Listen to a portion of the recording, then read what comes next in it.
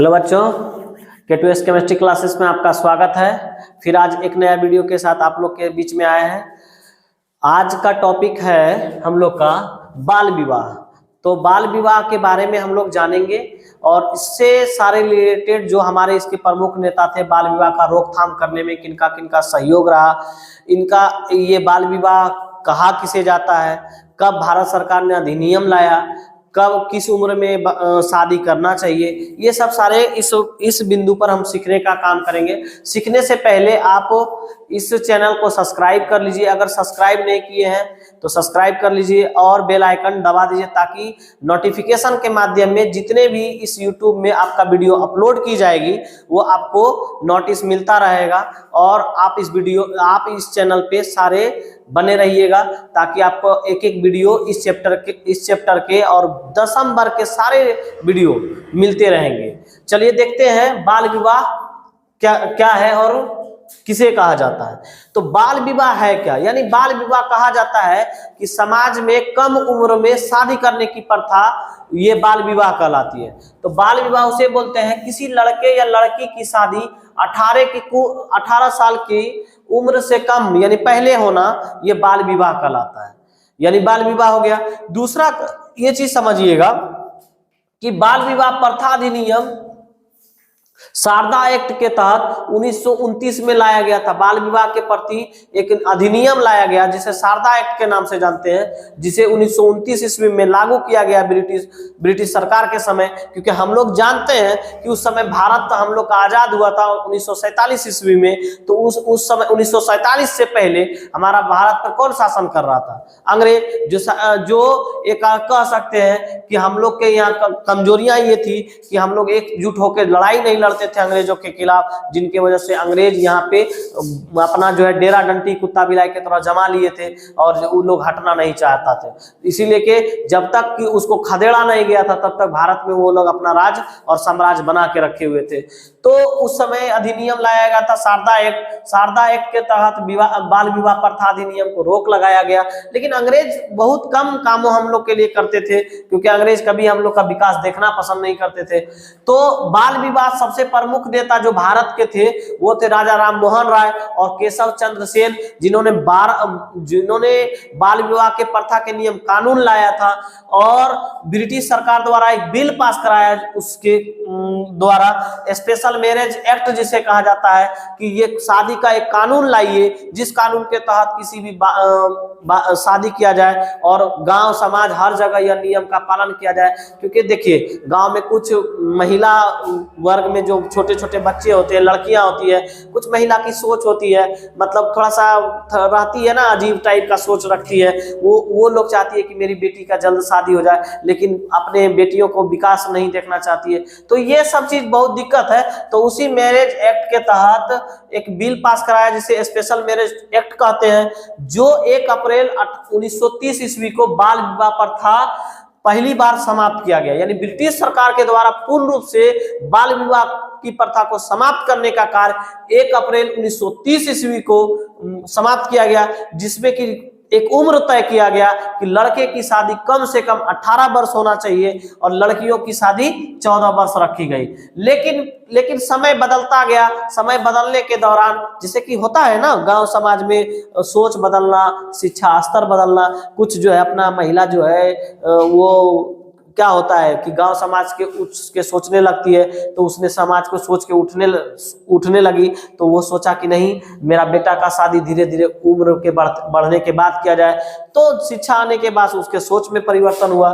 तो लेकिन फिर 1978 ईस्वी में एक्ट लाया गया और इस एक्ट में क्या किया गया, 1978 ईस्वी में संशोधन करके लड़के का उम्र कर दिया शादी का 21 वर्ष और लड़कियों की कर दी गई 18 वर्ष कि ये उम्र से पहले आप लड़के की शादी नहीं कर सकते हैं और ये उम्र के पहले आप लड़कियां की शादी नहीं कर सकते। यह पूरी तरह से भारत में बाल विवाह निषेध अधिनियम 2006 में पारित कर दिया गया कि नहीं, ये अवस्था के बिना आप कोई भी लड़का हो या लड़की का हो शादी नहीं कर सकते। इस बिंदु पर बाल विवाह के बारे में ये समझे और इससे प्रमुख जो नेता थे जिन्होंने बाल विवाह को अंत कराने का योगदान रहा है, उसमें सबसे बड़ा योगदान किसका रहा?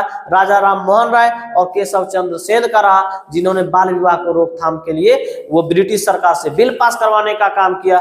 इसलिए आप लोग समझिए और सारे क्वेश्चंस को करते जाइए ताकि बोर्ड में एक अच्छा दे सकिए, क्योंकि आपका माँ बाप ये सब सारे को नाम रोशन करने के लिए अथक प्रयास आप कीजिए, क्योंकि एक प्रयास ही आपको सफल बना सकता है। तो इसके बिंदु को आगे और देखेंगे। बाल विवाह तो हम लोग समझ गए और आगे और बिंदु देखने का कार्य करेंगे। चलिए बच्चों, फिर आगे का बिंदु देखते हैं। इसमें हम लोग राजनीतिक शास्त्र में उतना दूर तक देख लिए थे और उसी प्रकार से इस बिंदु को देखने का कार्य करेंगे। अब आते हैं, सबसे पहले हम लोग देखते हैं विधवा पुनर्विवाह का। पुनर्विवाह जो होता है, विधवा पुनर्विवाह, उसके बारे में जानते हैं कि विधवा पुनर्विवाह है क्या। इसके बारे में जानने का प्रयास करते हैं। सबसे पहले देखो, एक बात समझो एकदम सटीक भाषा में, विधवा पुनर्विवाह क्या है? जो महिला का पति, जैसे मान लीजिए जो महिला का पति, पहले महिला शादी हुआ हो, उस महिला का पति किसी कारणवश मर जाता है या दुर्घटना से या आकाश कह सकते हैं आपात से, यानी किसी भी प्रकार से आकस्मिक मृत्यु हो जाती है, तो उस दौरान वह महिला, पहले की प्रथा में ऐसा था कि वह शादी नहीं कर सकती थी।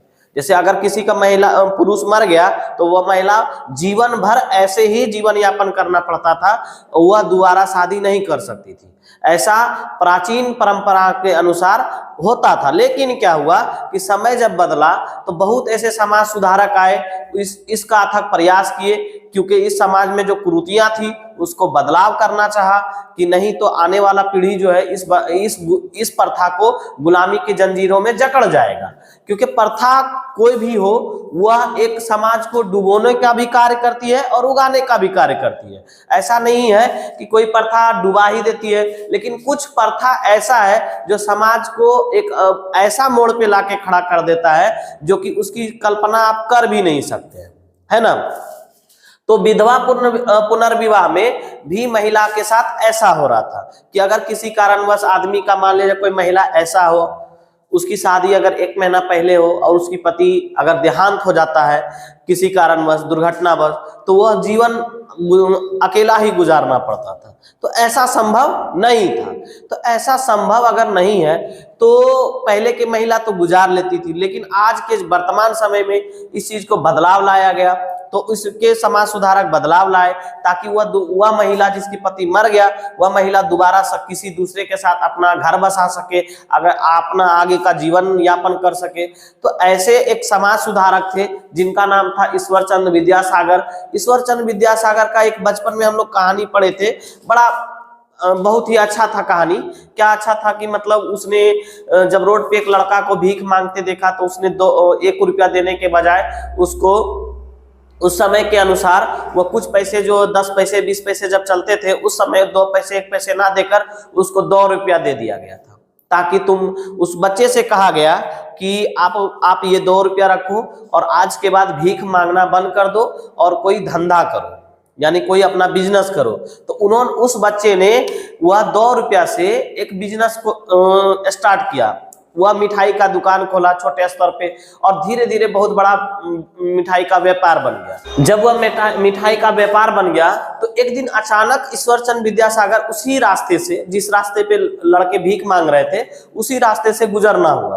तो उस रास्ते से जब गुजर रहे थे तो उस लड़के ने मिठाई का डब्बा लेकर उन महापुरुष जो ईश्वर चंद्र विद्यासागर नाम से जाने जाते हैं, उन महापुरुष के सामने खड़ा हो गया, बोला बाबूजी मिठाई लीजिए। तो उन्हें चौंक गया कि ये लड़का कौन है। कहता बाबूजी पहचाना नहीं, मैं वही लड़का हूं जिन्होंने आपने 2 रुपये दिए भीख में और कहा था कि इस 2 रुपये के बदले आप कोई व्यापार करो। आज वही 2 रुपये से मैंने इतनी बड़ी मिठाई का दुकान किया हूं, तो ये आपका ही दुकान सा है। तो उस समय ईश्वर चंद्र विद्यासागर को बड़ा अच्छा लगा यह बात सुन के कि यह बच्चा ने मेरा कर्तव्य को माना और यह आगे की ओर बढ़ा। तो इस तरह से बहुत ऐसे महान पुरुष है, आपके समाज में भी बहुत सारे देखने को मिलेंगे जो कि लोग एक दूसरे को मदद करता है ना, तो मदद करके आगे बढ़ाने का कार्य करता है। तो चलिए समझते हैं इस विधवा पुनर्विवाह को दोस्तों। तो विधवा पुनर्विवाह के लिए ईश्वरचंद विद्यासागर सबसे लंबा संघर्ष चलाया। यानी अगर इसमें विधवा पुनर्विवाह में अगर किसी ने सबसे महान निभाने का काम किया वो है ईश्वरचंद विद्यासागर। जैसे समाज में कोई ऐसा आदमी भी देखने को मिलता होगा जो उस समाज में अच्छी से भागीदारी निभाता होगा, भागीदारी निभाने के लिए कार्य करता होगा, तो भागीदारी निभाने के लिए ही यह ईश्वरचंद विद्यासागर ने पूरा लंबा संघर्ष चलाया। किसके खिलाफ? विधवा पुनर्विवाह के खिलाफ। बात समझे? जिसके तहत हिंदू विधवा पुनर्अधिनियम 1856 में, एक बात यहाँ पे समझिएगा, समझ गए क्या बोलना चाह रहा है? इस बात को एकदम दिमाग में रख लीजिए। इस अधिनियम के तहत 1856 जो लिखा है, यानी उस समय जब नियम बनाया गया था, यानी कह सकते कानून बनाया गया था, उस समय का ईस्वी कब था? 1856 के।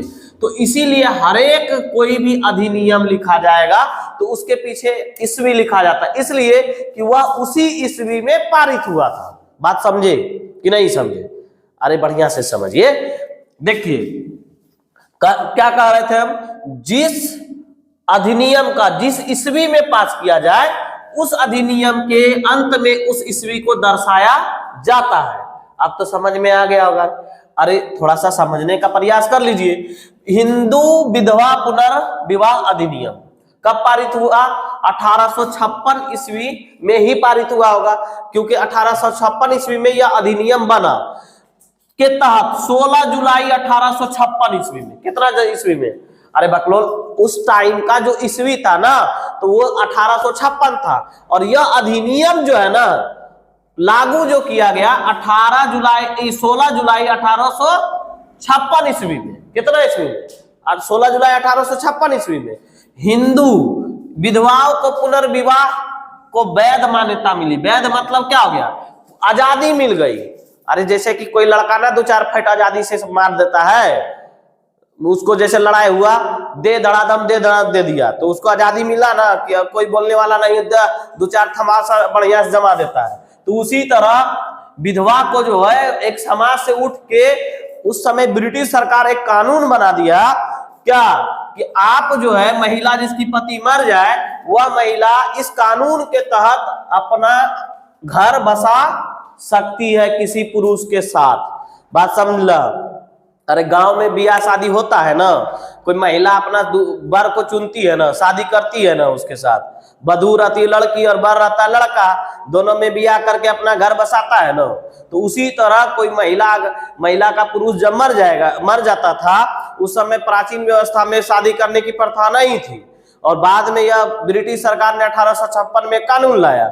उस कानून के तहत क्या कहा गया कि आप जो है अगर आपकी पुरुष में किसी कारणवश आकस्मिक मृत्यु हो जाती है तो आप अपने घर को बसा सकते हैं किसी अन्य पुरुष के साथ। या किस अधिनियम के तहत? 1856 के अधिनियम के तहत।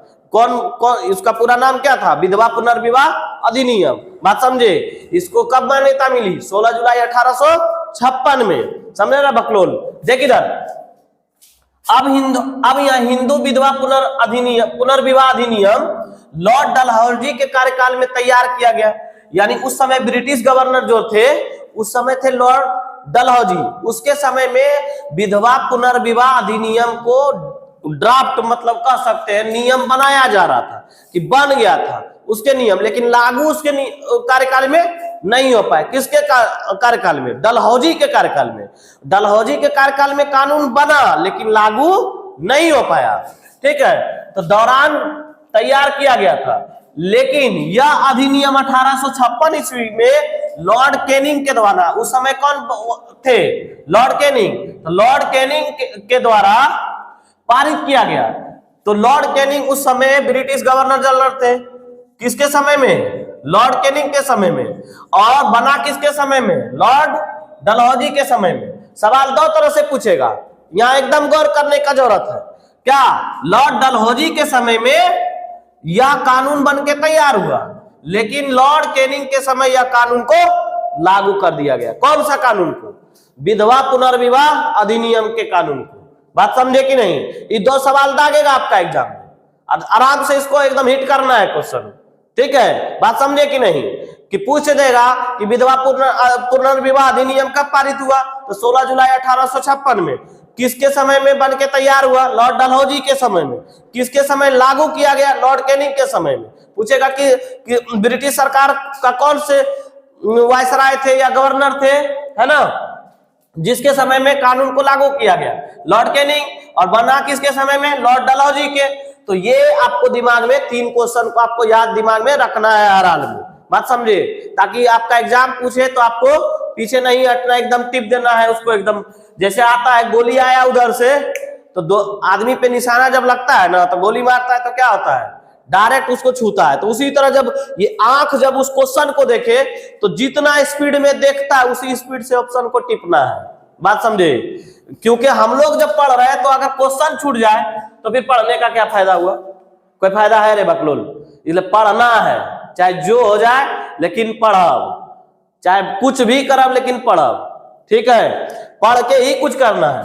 तो चलिए, तो इसमें एक और चीज है, हिंदू विधवाओं के पुनर्विवाह की सबसे पहले लॉर्ड कैनिंग ने वैध बनाया, है ना। वैध मतलब इसको कानूनन बना दिया कि नहीं, इसमें अगर महिला अगर घर बसाना चाहती है तो कोई रोक टोक नहीं कर सकता। अगर करेगा तो उसी कानून, वह इंसान जो करेगा उसका विरोध, उसे कानूनन गिरफ्तार किया जाएगा, उसको सजा दी जाएगी, है ना। तो महिला धीरे धीरे आज घर बसाने लगी है। लोग देखते हैं गांव समाज में कोई महिला ऐसा हो जाता है, खुदा ना खास्ता किसी का साथ हो, भगवान ना करे किसी का इस तरह घर उजड़े, लेकिन किसी कारण बस उसका किस्मत में अगर ऐसा लिखा होता है ना, बदनसीबी उसके साथ होती है, तो उसका घर जब उजड़ जाता है तो उस कंडीशन में क्या होता है, तो उसे दूसरे वर्ग के साथ विवाह करना पड़ता है और अपना घर बसाना होता है। लेकिन जब मजबूरी है एक महिला के साथ, या उनकी एक कह सकते हैं कि ऊपर का दिया हुआ देन है, जो उसके साथ हो आकस्मिक घटना घट जाती है, जिस वजह से वह यह बात को स्वीकार करना पड़ता है। चलिए ठीक है। अब इसी चीज में एक नाम आया था महान पुरुष का, जिसका नाम था क्या? ईश्वरचंद विद्यासागर, है ना। ईश्वरचंद विद्यासागर एक ऐसे महान पुरुष थे जिसने विधवा पुनर्विवाह के आंदोलन चलाए, और उन्होंने इस आंदोलन का अथक प्रयास भी किए, लड़ाई लड़े, और जाके 1856 में इसको हरी झंडी मिली। मतलब बुझे, हरी झंडी का मतलब इसको पूरी तरह से मान्यता मिल गया कि आप जो है इसको पूरी तरह मान्यता ब्रिटिश सरकार ने दे दिया कि भैया आप ये काम करिए कि आपका जो महिला का पति मर गया ना, वो आप उसको ब्याह करवा दीजिए, बात समझे, शादी कर सकती है। इस चीज को उसको मान्यता मिला। चल, तो ईश्वरचंद विद्यासागर का जन्म जो है 26 सितंबर, कितना सितंबर? 26 सितंबर 1820 ईस्वी में। तो पूछेगा एक सवाल कि ईश्वरचंद विद्यासागर का जन्म कब हुआ, तो आप पूछिएगा सवाल, तो आपके पास बता दिए कि 26 सितंबर 1820 ईस्वी में ईश्वरचंद विद्यासागर जन्म लिए, और इनका जन्म स्थान बंगाल के मेदिनीपुर जिले में एक ब्राह्मण परिवार में हुआ। तो एक बात आपको बताना चाहेंगे, देखिए पहले के जमाने में क्या था कि, और जो कह सकते हैं जो बड़े जाति के लोग हैं उन्हें शिक्षा का ज्यादा अधिकार था, और अधिकार के साथ साथ वो लोग इच्छुक भी थे।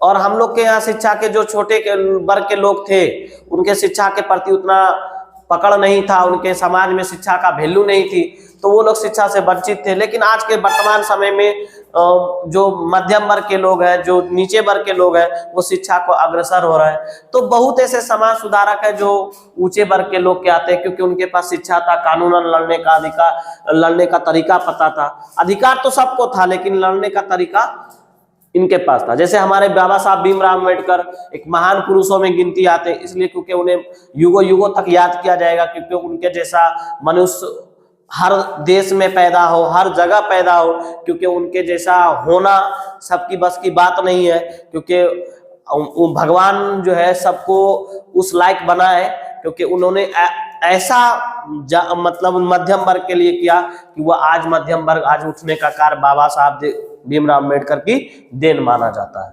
समझे कि नहीं? तो अब आते हैं, इनके पिता का नाम था ठाकुरदास बंदोपाध्याय, है ना। तो ठाकुरदास बंदोपाध्याय कौन थे? ईश्वरचंद विद्यासागर के पिता थे। माता का नाम था भागवती देवी। तो सवाल उठेगा कि बताइए ईश्वरचंद्र विद्यासागर के पिता का नाम क्या था? तो ठाकुरदास बंदोपाध्याय। और इनकी माता का क्या नाम था? तो भागवती देवी। अब इनका मृत्यु जो है 29 जुलाई 1891 ईस्वी में। उस समय ईश्वरचंद्र विद्यासागर का उम्र 70 वर्ष हो रहा था, तब बूढ़ा हो चुका था। तो उस समय टपक लिए कितने वर्ष की उम्र में? 70 वर्ष के उम्र में। कौन? ईश्वरचंद्र विद्यासागर। बात समझे कि नहीं? ईश्वरचंद्र विद्यासागर 70 वर्ष जब हुए तो अब वो उम्र अवस्था 70 वर्ष हो चुका था, तो दुनिया को स्वर्गवास बोल के चले गए। बात समझ में आ गया। अब ईश्वरचंद्र विद्यासागर के इकलौते जो पुत्र थे उनका नाम था नारायण चंद्र बंदोपाध्याय।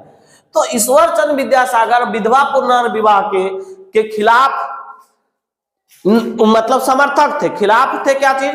कि विधवा को शादी करने के नहीं दिया जा रहा था, तो इस बात से खिलाफ थे। उन्होंने आंदोलन भी चलाए। तो उनका एक ही मात्र बेटा था, इकलौता बेटा, जिनका नाम था नारायण चंद्र बंदोपाध्याय। बात समझे? नारायण चंद्र बंदोपाध्याय। समझ में आ रहा है रे? अब नारायण चंद्र बंदोपाध्याय एक ही बेटा जिसका हो, वो कितना दुलारा होगा।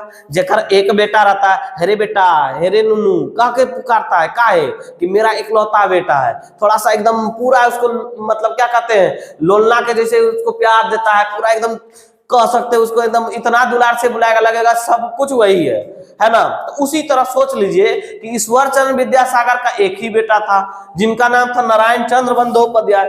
तो उनके लिए कितना आंखों का तारा होगा? उसके तो आंखों का तारा का हो सकते, उसके नजर के लिए बहुत अच्छा, क्योंकि मेरा एक ही इकलौता बेटा है। तो उनका एक बेटा होने के बाद उन्होंने अपना जो इसका बेटा का शादी किया, वह दीनमयी देवी जो थी वह एक विधवा औरत थी। वह एक कौन थी? विधवा औरत थी। अब वो विधवा औरत से दीनमयी देवी उसकी शादी करवाया अपने बेटे के साथ। किसके बेटे? ईश्वरचंद्र विद्यासागर के बेटे, जिनका नाम था नारायण चंद्र बंदोपाध्याय। इनके साथ अपना यानी शादी करवाया। कौन? ईश्वरचंद्र विद्यासागर अपना बेटा का शादी एक विधवा महिला से करवाया, ताकि एक समाज को संकेत देना चाहा कि देखो मेरा एक बेटा है, मैंने अपने बेटे को एक जो कहते हैं विधवा के साथ शादी करवाया, ताकि लोग समाज में एक संकेत जाए कि विधवा को भी जीने का अधिकार है और वह जी सकती है और अपना स्वतंत्र रूप में जी सकती है, ताकि वह एक अपना घर को अच्छा बसा सके, रसा सके और अच्छा से जीवन यापन कर सके। ये चीज उसके अंदर डाला गया ताकि समाज को एक सीख मिले। तो ये थे ईश्वरचंद्र विद्यासागर। तो ईश्वरचंद्र विद्यासागर को युगों तक याद किया जा रहा है, इसलिए इनके कार्य को याद किया जा रहा है, ना कि इनको याद किया जा रहा है। तो कुछ ऐसे महान पुरुष होते हैं जिनके कार्य को लोग युगों तक याद करते हैं। राजा राम मोहन राय को याद करते हैं लोग, ईश्वरचंद्र विद्यासागर को याद करते हैं। तो इन सब महान पुरुषों को, स्वामी विवेकानंद को याद करते हैं। तो इन सब महान पुरुष को याद करने के पीछे कहीं ना कहीं हमारा एक अस्तित्व को जुड़ा हुआ होता है, क्योंकि इन्होंने एक ऐसा समाज को संकेत दिया कि इनसे सीखने का प्रयत्न करने का कोशिश करते हैं। चलिए आगे इसी प्रकार और बिंदुओं पर हम चर्चा करते हैं और बताते हैं आपको कि और बिंदु कैसे याद किया जाए और कैसे इसको पढ़ा जाए। ठीक है, चलो आगे इसको नोट कीजिए, आगे फिर बताते हैं।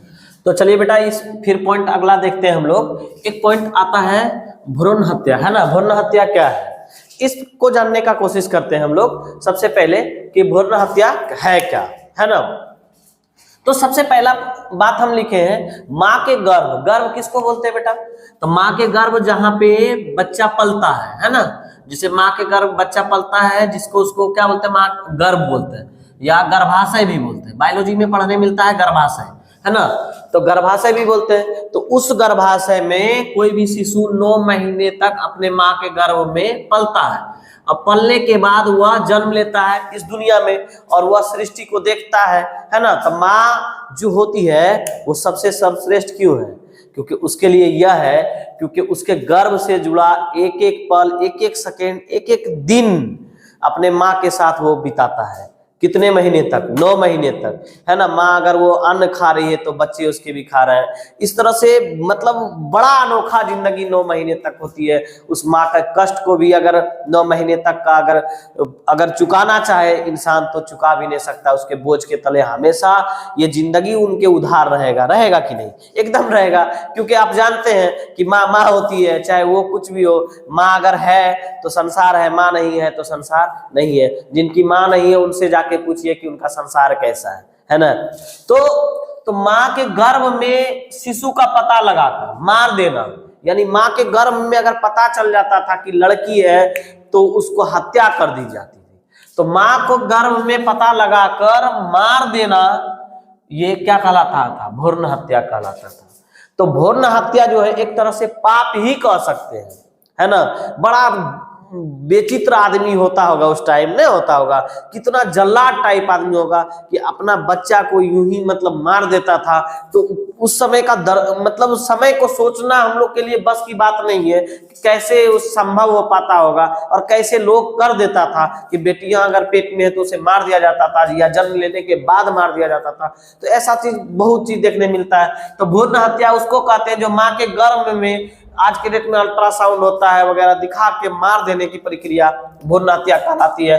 तो ब्रिटिश सरकार ने, जब भारत देश गुलाम था, कब तक भारत देश गुलाम था? 1947 तक। तो उस समय तक ब्रिटिश सरकार ने एक कानून बनाया कि भ्रूण हत्या को रोका जा सकते है, लेकिन वह कानून उतना ज्यादा अच्छे साबित नहीं हुआ। तो 1870 ईस्वी में ब्रिटिश भारत में पारित किया गया एक विधायी अधिनियम, यानी विधायिका को या अधिनियम को कहते हैं विधायी अधिनियम, जिसमें कि शिशु की हत्या को रोकना था। लेकिन यह कुछ बहुत ज्यादा ही प्रभाव नहीं पड़ा समाज पर, लेकिन पड़ा, कुछ न कुछ समाज में बदलाव आया, भ्रूण हत्या रुका, ठीक है। लेकिन भारत सरकार ने जब आजादी प्राप्त हुई सन 1947 में, और 47 में आजादी प्राप्त होने के बाद 1950 में भारतीय संविधान का प्रारूप तैयार होने के बाद इसको पास किया गया और गणतंत्र दिवस के रूप में 1950 में हमारा संविधान बनके तैयार हुआ।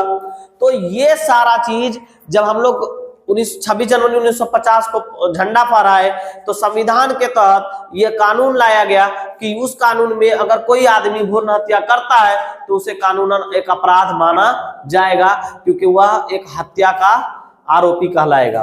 तो सन 1994 ईस्वी में, कितना ईस्वी में? सन 1994 ईस्वी में भारत सरकार द्वारा, जब भारत सरकार मतलब कह सकते हैं कि 1947 में भारत आजाद हुआ तो अपनी सरकार जब बनाई तो भारत सरकार ने एक अधिनियम लाया जिसका नाम था preconception and prenatal diagnostic act.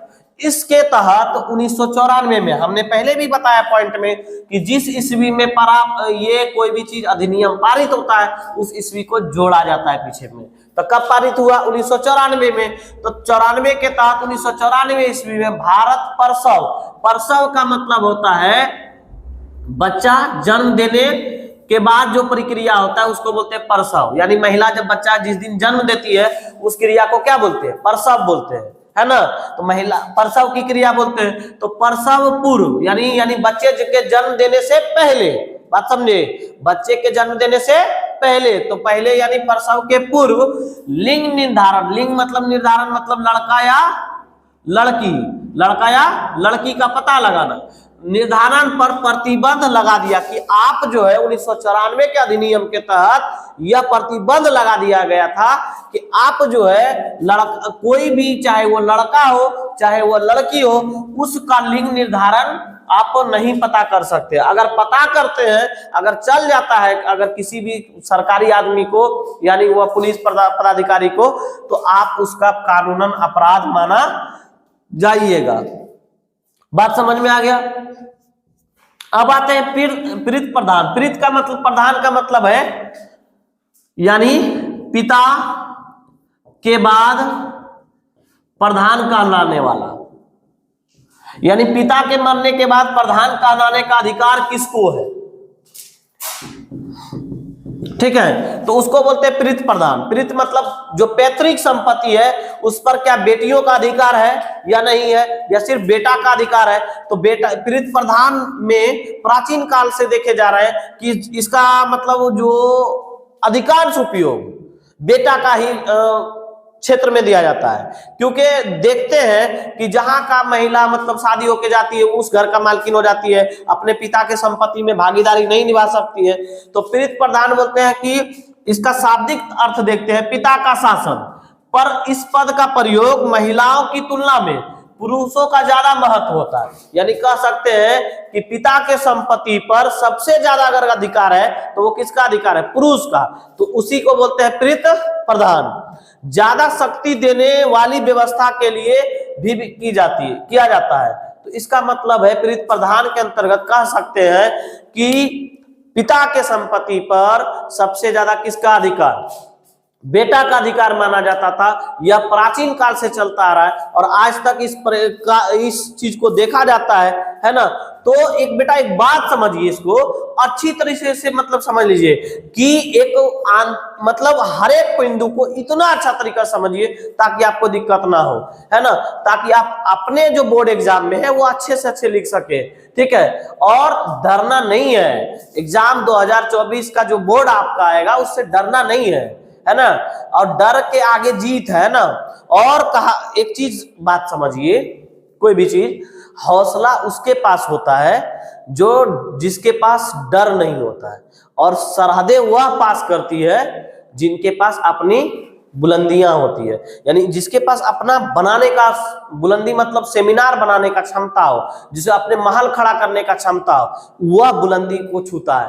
और आप अगर ये छोटी छोटी बातों से डर जाइएगा तो आपको लगता है कि आप कुछ कर पाइएगा, नहीं कर पाइएगा। तो डर को साइड करना है और हौसलों के साथ उड़ान उड़ना है। इसलिए कि आप इतना दिमाग में रखिए कि आने वाला फ्यूचर है, आप एक समाज के सबसे बड़ा योद्धा कहलाएंगे। उस समाज को एक आपके थ्रू कुछ ना कुछ सीख मिलेगा, इसलिए आप उस समाज को कुछ दीजिए, आप देने का कार्य कीजिए, बात समझे। इसलिए इस चीज को समझ लिए, इस तरह से इस बिंदु को देखे, फिर इसी तरह बने रहिए हमारे वीडियो में। फिर मिलेंगे अगले वीडियो के साथ आप लोग के बीच। तब तक के लिए जय हिंद, जय भारत।